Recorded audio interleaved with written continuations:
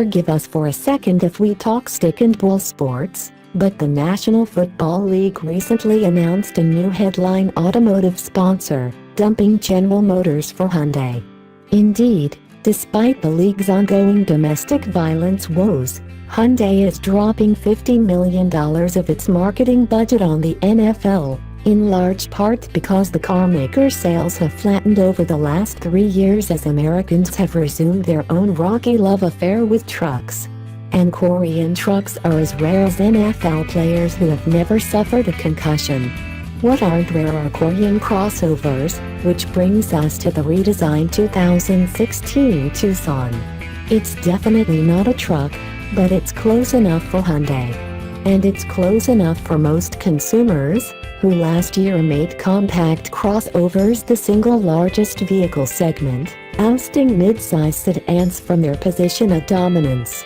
The trend shows no signs of abating. The segment sales leader, the Honda CR-V, is on track to be its maker's overall bestseller this year, ahead of both the Civic and the Accord by a substantial margin. So it's a good time for Hyundai to be rolling out this new Tucson, which has been pumped up to slightly larger proportions to more closely match the CR-V. Conservative play calling in Hyundai's European design department has the new model looking similar to the old one from the curb. But the 2016 Tucson has been stretched by 3 inches overall and rides on a 1.2-inch longer wheelbase. A 1.5-inch longer front overhang makes the new one look a bit less stubby, and an additional 1.1 inches of width keeps the overall proportions balanced. Hyundai will happily tell you in exacting detail how much additional high-strength steel and structural adhesive was used and by how many percent these measures improve body rigidity. We'll just say that this new Tucson feels far more substantial than the old one. Hyundai's improvements to the structure have allowed it to tune the suspension for a better ride quality than in the past. We came away from our drive impressed by the Tucson's ability to handle both a rapid succession of highway expansion joints as well as larger bumps. You feel the Tucson's high center of gravity in even the slightest cornering situation, but it remains well composed, without the excessive body motion that has been characteristic of Korean vehicles of the past. The steering is appropriately weighted, with a bit more initial heft provided by its electrical assist when the Tucson is placed in sport mode. Manning the wheel is still an altogether dull experience, but it now meets the minimal steering feedback expectations for this class. No, the Tucson is not a sporty vehicle. It certainly poses little threat to the Mazda CX-5 Gemini, although there are some things about this new model that might lead you to believe otherwise. Hyundai has introduced a new sport trim level, for one. But this is really just one rung in a ladder that now starts with the SE, last year's base GLS having been dumped, before progressing through Eco, Sport, and, at the top of the pricing scale, Limited.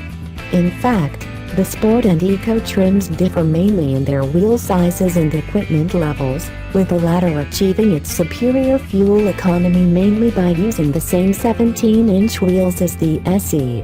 The Sport and Limited both ride on 19 inches. A base SE with front drive can be at for as little as $23,595, while a four-wheel drive Limited is $32,195. Or spend $34,945 to get the so-called Ultimate Package on your Limited, which includes all the sorts of luxury and safety equipment that to come to define modern car shopping in every segment, including navigation, a panoramic sunroof, lane departure warning, and automatic emergency braking. Hyundai says it expects the Limited to be the most popular version, with 30% of Tucson buyers taking one home, proving once again that Americans love to buy lots of extra stuff they don't need. A 164 HP, naturally aspirated 2.0-liter four-cylinder is available only on SE models, and this engine is the only way to get a conventional 6-speed automatic in your Tucson. We skipped driving this one at the launch in favor of trying out the new to the Tucson 1.6-liter turbocharged 4 making 175 horsepower and 195 lb-ft torque. This is a 7 HP dip from last year's top-of-the-line engine, but that 2.4-liter 4 made only 177 lb-ft torque. The turbo engine is mated exclusively with a 7-speed dual-clutch automatic transmission, and it powers all Eco, Sport, and Limited versions. Like virtually every other manufacturer, Hyundai has adopted the downsize and turbocharge engine strategy, which bumps EPA fuel economy ratings without hamstringing performance. The Eco model returns as much as 29 miles per gallon combined in EPA testing, and all the 1.6-liter Tucsons have improved fuel economy compared with last year's corresponding models with the larger 4-cylinder. The Turbo Tucson is a pleasure to drive, with adequate power and a pleasant exhaust note.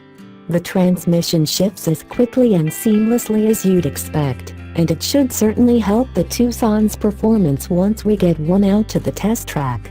Yet compared to the standard bearer for this sort of powertrain combination, Volkswagen's 1.8-liter turbo matched with the 6-speed DCT, Hyundai seems slower to rev and slower to shift, and certainly less targeted at the enthusiast. Rather, Hyundai wants to play to the crossover crowd's desire for maximum utility in a mundane without being unstylish box. To this end, the new Tucson has a much larger cargo hold than last year's model, the 31 cubic foot total, with the seats up being a full 5.3 bigger. That's more than an extra Mazda Miata trunk's worth of space, and it remedies the largest knock against the previous Tucson, which had a roomy rear seat and otherwise good packaging.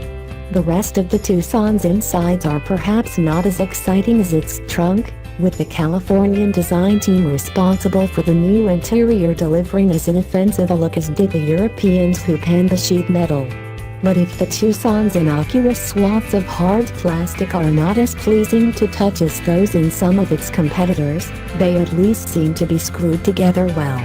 It's the screwing together part that's actually the single most newsworthy point about the new Tucson, in that Hyundai has expanded manufacturing capacity to fulfill its grandiose plans to sell 90,000 of these trucklets in the US next year. In the past, the Korea-assembled Tucson was shipped across the globe, including to both Europe and the United States. But Europe now has its own dedicated factory, so Hyundai's Tucson-starved American dealers will have access to a supply that's almost double the 47,000 they sold in 2014. We can already imagine the NFL-themed ads to come.